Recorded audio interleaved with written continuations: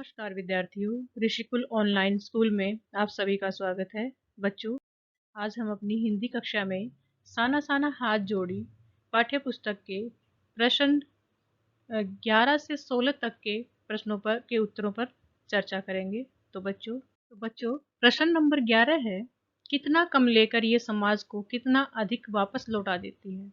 इस कथन के आधार पर स्पष्ट करें कि आम जनता की देश की आर्थिक प्रगति में क्या भूमिका है।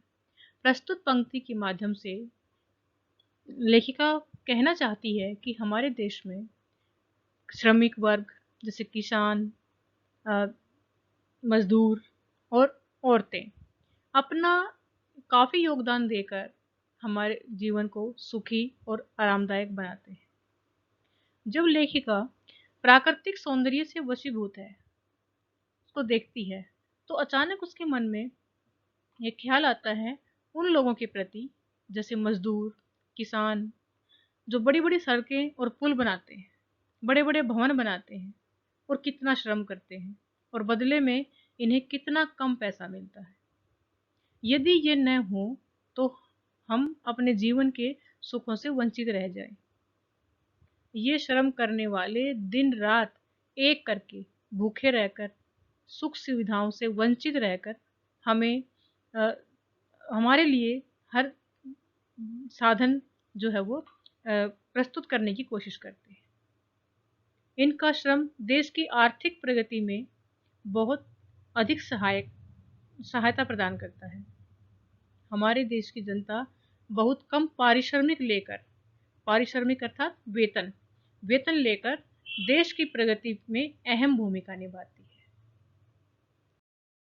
तो प्रश्न नंबर 12 है, आज की पीढ़ी द्वारा प्रकृति के साथ किस तरह का खिलवाड़ किया जा रहा है, इसे रोकने में आपकी क्या भूमिका होनी चाहिए।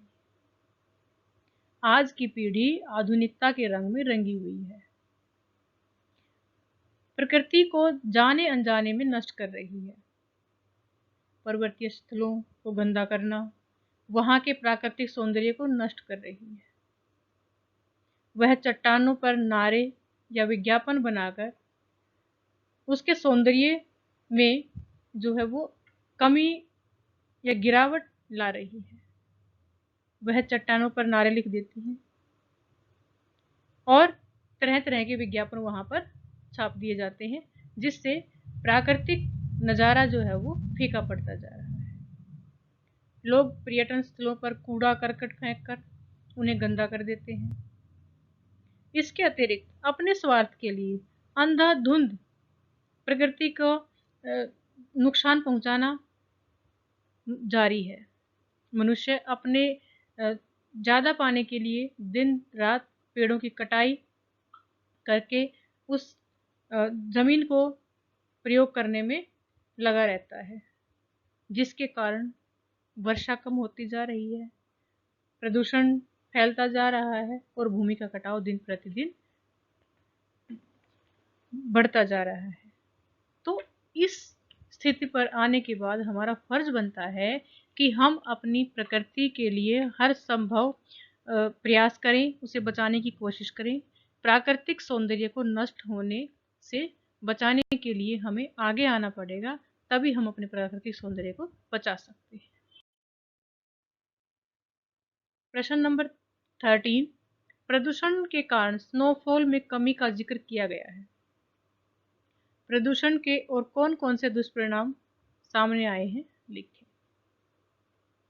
बच्चों, पर्यावरण में बढ़ते प्रदूषण के दुष्प्रभाव के कारण अब पहाड़ों में बर्फ कम मात्रा में पड़ रही है। उसके कई कारण हो सकते हैं, जैसे प्रदूषण से जल प्रदूषित होने लगा है, जिससे उसे सीधा पीने योग्य नहीं माना जाता।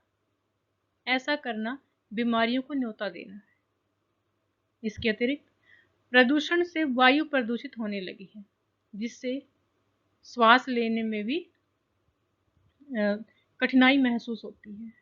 इसके अतिरिक्त ध्वनि प्रदूषण से मनुष्य हृदय रोगी या उच्च रक्तचाप रोगी जो है वो बन रहा है।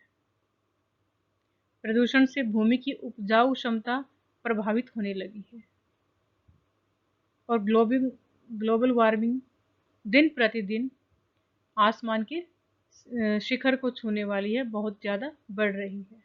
तो इस प्रकार से प्रदूषण के बहुत से दुष्प्रभाव हैं जो हमारे समाज पर पड़ रहे हैं। बच्चों, प्रश्न नंबर 14 है, कटाव पर किसी भी दुकान का न होना उसके लिए वरदान है।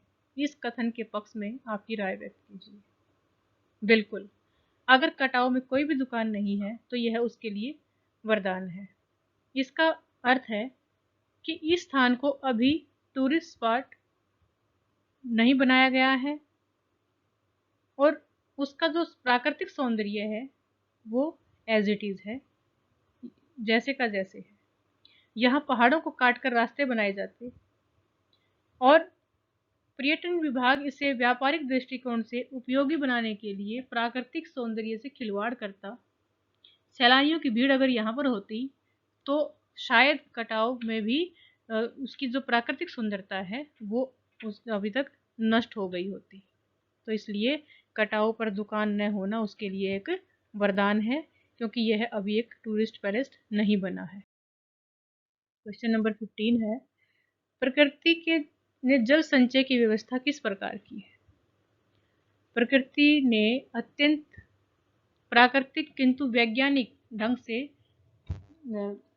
जल संचय की व्यवस्था की है। प्रकृति सर्दियों में हिमखंडों पर बर्फ के रूप में जल संग्रह कर लेती है। ग्रीष्म काल में जब पानी के लिए त्राही त्राही मच रही होती है तो वह बर्फ पिघल कर नदियों के माध्यम से पर्वतीय स्थानों से मैदानी इलाकों में आती है, जिससे लोगों की प्यास बुझती है और इसको पानी को नल या नहरों के द्वारा जो है जन जन तक पहुंचाया जाता है। तो इस प्रकार प्रकृति जो है वो जल संचय की व्यवस्था करती है। प्रश्न नंबर 16 है, देश की सीमा पर बैठे फौजी किस तरह की कठिनाइयों से जूझते हैं? उनके प्रति हमारा क्या उत्तरदायित्व होना चाहिए? बच्चों, देश की सीमा पर बैठे फौजी अनेक तरह की कठिनाइयों से जूझते हैं। जैसे कड़कड़ाती हुई ठंड में भी वो पहरा देते हैं ताकि हम चैन की नींद सो सकें। बर्फीले इलाकों में बैसाख के महीने में 5 मिनट में भी लोग कांपने लग जाते हैं। बैसाख का महीना अर्थात जहाँ पर जब बहुत ठंड होती है, दिसंबर जनवरी का महीना। लेकिन देश की रक्षा के लिए सीमा पर जवान जनवरी फरवरी के महीने में भी वहां पर खड़े रहते हैं। वे अपने वर्तमान देकर हमारे भविष्य को सुधारते हैं, यानी कि वो हमारी रक्षा के लिए अपना जीवन तक दांव पर लगा के रखते हैं। हमारे लिए इनके बहुत से उत्तरदायित्व हैं, हमें उनका उचित सम्मान करना चाहिए।